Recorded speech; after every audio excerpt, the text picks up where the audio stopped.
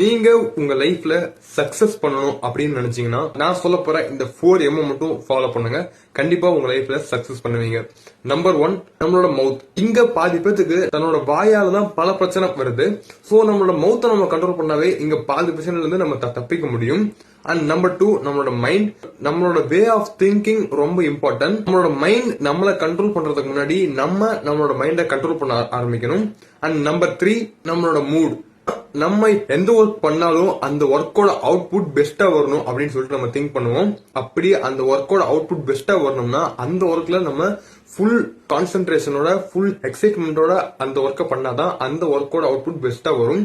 இதுக்கு நம்மளோட மூடு பாத்தீங்கன்னா எப்பயுமே ஹாப்பியாவும் எக்ஸைட்மெண்டோடவும் இருக்கணும். And number 4, money. So money is always ultimate அப்படின்னு சொல்லுவாங்க. நம்ம மணி எப்படி ஏர்ன் பண்றோம் அப்படிங்கறது இம்பார்ட்டன்ட் கிடையாது. ஏர்ன் பண்ற மணியை கரெக்டான இடத்துல இன்வெஸ்ட் பண்றோமா அப்படிங்கிறது ரொம்ப இம்பார்ட்டன்ட்.